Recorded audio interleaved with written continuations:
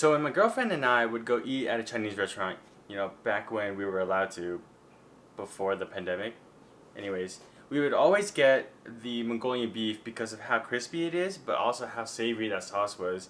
And something about the combination of the two just made it really addicting. So today I'm going to show you how to make Mongolian beef. Let's do it. So today I'm just using a couple of top sirloins, also known as picanhas. The reason why I'm using these today is because they're pretty cheap cuts and they're also very tender. So you could find these, go ahead and get these, but a good alternative could be a New York strip. And if you're fancy, you can do ribeye, but I wouldn't recommend it. But I would just go for something cheap and tender, something that you would eat as a steak. So skirt steak would also be good too. Anyway, so all I'm gonna do is go ahead and slice these down pretty thinly. I want these pretty thin because when I go to fry these, I want them to cook quickly. Okay, as you see here, I'm slicing the fat cap off of my steak. It was making it hard for me to cut these thinly, but I'm just gonna keep on cutting them thinly.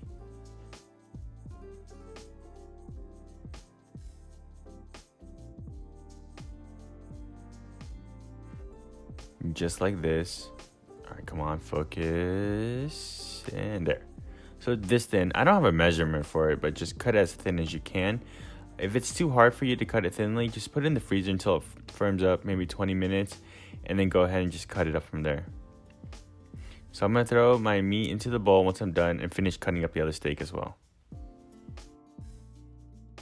Now to marinate the steak, I'm gonna go ahead and just put in a bit of soy sauce. I'm going in for about a tablespoon of soy sauce. And then some Shaoxing wine, which is just some Chinese cooking wine. Also about a tablespoon, not too much. And then my magic mushroom powder. A teaspoon of this would do.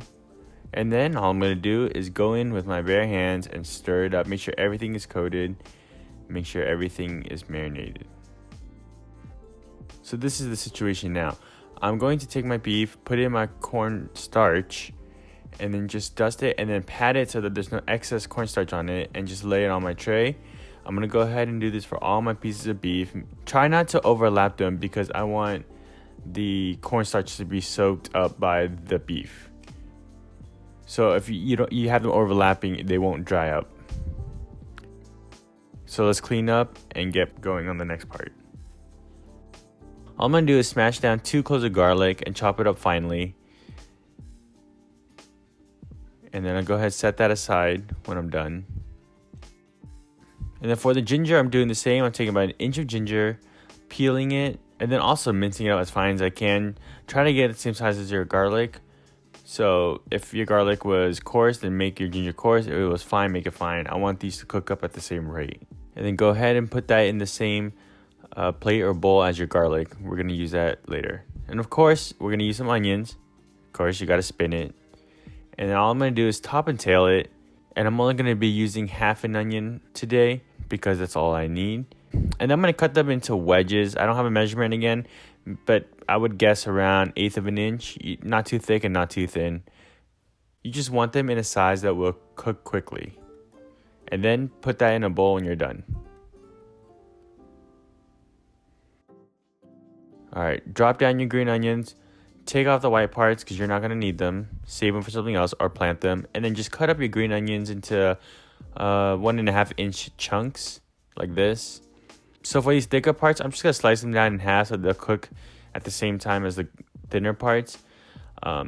You'll see later that I'll be cooking this off heat. So when I stir through, I just want these to be heated through quickly. Now for my sauce, I'm putting in 1/2 cup of soy sauce, 1/2 cup of water, or chicken stock if you have that. And then I'm going to start off with 2 tablespoons of dark brown sugar. I prefer dark brown sugar because it gives a better depth of flavor. And I'm just going to stir that through, and then I'm going to go ahead and taste for seasoning, see if it wanted to be sweeter or saltier. And in my case, I thought that you needed more sugar. So I'm going to go ahead and add in 2 more tablespoons of sugar. Again, dark brown. And then, you guessed it, stir again. And then, we're going to give it another taste. And so I also thought that you needed another tablespoon of sugar.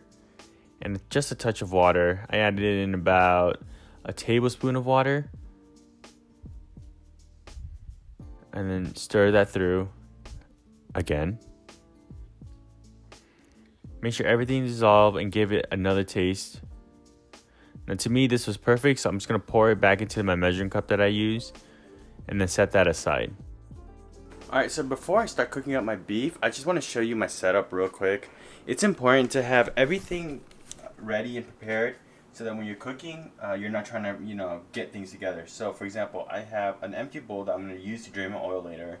That's my garlic ginger, my yellow onions, and here I have some dried chili peppers. If you can find Sichuan peppers, that would be better, but I just have this dried, I think it's bird's eye chili.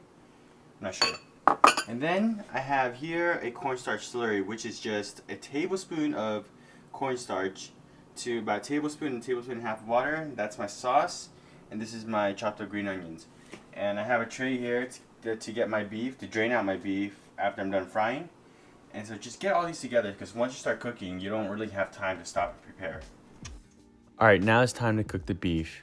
So if you look here, you can see that the beef has soaked up that cornstarch. And so when you fry this, it'll make it very crackly and crispy. And all I'm going to do is throw it in an even layer, careful not to overcrowd. I'm not really trying to deep fry, it's more like a shallow fry. And I'm just going to go ahead and cook it until they're nice and golden brown. So now I'm going to go ahead and flip it using my slotted spoon. And then realize it was too difficult, so switch over to some tongs for better control. And go ahead and just keep cooking these. And then once you kind of get them to this color, this brown, see, as you can see, look how crispy this is. Just go ahead and drain it off on that tray that you had next to you. And then all we're going to do is cook up the rest of the beef and make sure that it gets nice and crispy like the rest of these. And all we're going to do is cook up the rest of the beef. Now my camera died, so I didn't get to show you this part. But after I fried off my beef, I had about a total of about 4 tablespoons of oil. And all I did is drain off half of that and keep the other 2. And then I added in my white onions and gave it a quick toss. I'm not trying to brown them. I'm not trying to cook them all the way through because I want them to have a nice bite still. And then once I get to that stage, I'm going to go ahead and add in my ginger garlic mixture. And then also, I'm going to go ahead and add in my dried chilies. So I'm just going to cook these until the garlic ginger is fragrant and the chili is nice and toasted. Once I get to that stage, I'm going to go ahead and add in all of my beef that I cooked up earlier. And then just toss that through, make sure everything is coated and stirred through. And then this is when I add in my sauce. So I had about a cup of sauce. I'm only adding in half. I don't like my Mongolian beef too saucy, so half was enough for me. But go ahead and add more if you want it saucier. And again, stir it through, make sure everything is coated. Now, as you can see, it's still a little runny for me. So I'm going to add a bit of cornstarch. Just a tablespoon of that cornstarch slurry is enough for me, again. So this is all preference. If you want it runnier, add less, add more sauce. If you want it thicker, add more cornstarch and less sauce.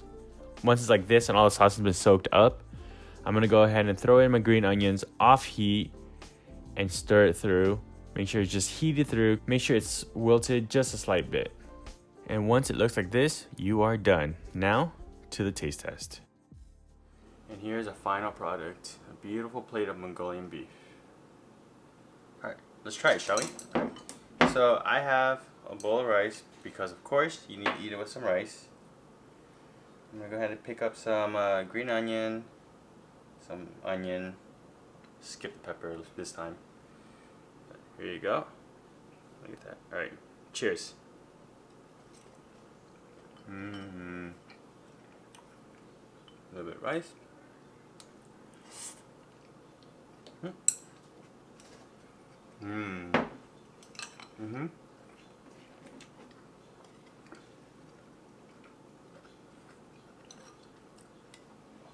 So good. Alright.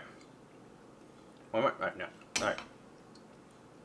Alright, so this has been sitting for like 20 minutes because I had to take some thumbnail pictures and some other pictures, but it still remained a little bit crispy. Of course, it would have been a lot crispier if I ate it right away, but it's still good. The sauce is really good. It's spicy, sweet, and savory. The green onion is just refreshing, and then the yellow onions that's cooked through adds a little bit of sweetness as well. Overall, just a really good dish. So I say give this recipe a try, and let me know how it goes in the comments below. Hit the like button if you like this video. Hit the subscribe button if you want to see more videos like this, or this button over here, or hit this button over here from a previous video. And I'll catch you guys on the next one. Thank you. Bye.